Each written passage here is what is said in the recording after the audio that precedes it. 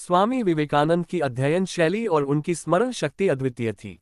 कहा जाता है कि वे 1 घंटे में 700 पृष्ठों की पुस्तक पढ़ सकते थे और उसे आत्मसात कर लेते थे।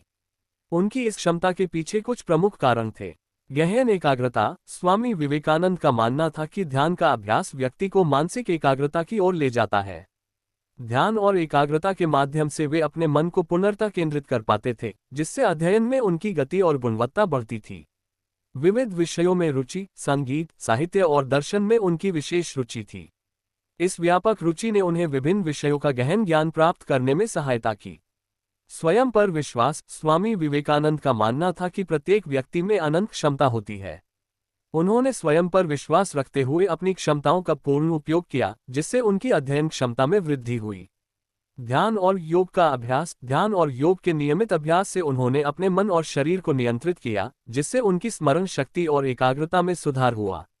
नियमित दिनचर्या। स्वामी विवेकानंद ने अपने जीवन में अनुशासन और नियमितता को महत्व दिया, जिससे वे अपने अध्ययन के लिए समय निकाल पाते थे और उसे प्रभावी बना पाते थे।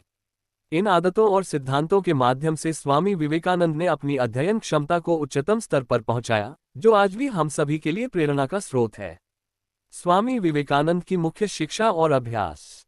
गहन एकाग्रता। उनका मानना था कि किसी भी कार्य को सफलतापूर्वक करने के लिए ध्यान और एकाग्रता आवश्यक है। वे नियमित रूप से ध्यान का अभ्यास करते थे, जिससे उनकी स्मरण शक्ति और पढ़ने की क्षमता असाधारण हो गई थी। ज्ञान की भूख। विवेकानंद का अध्ययन का तरीका ऐसा था कि वे किसी भी विषय में गहराई तक जाते थे। उन्होंने विभिन्न विषयों जैसे धर्म, विज्ञान, कला और समाजशास्त्र का अध्ययन किया। समय का प्रबंधन। वे हमेशा समय का सही उपयोग करते थे। वे मानते थे कि समय ही सबसे बड़ी संपत्ति है। योग और ध्यान। योग और ध्यान ने उन्हें मानसिक शांति और ताकत दी, जिससे वे पढ़ाई के दौरान अपने मस्तिष्क का पूरा उपयोग कर पाते थे।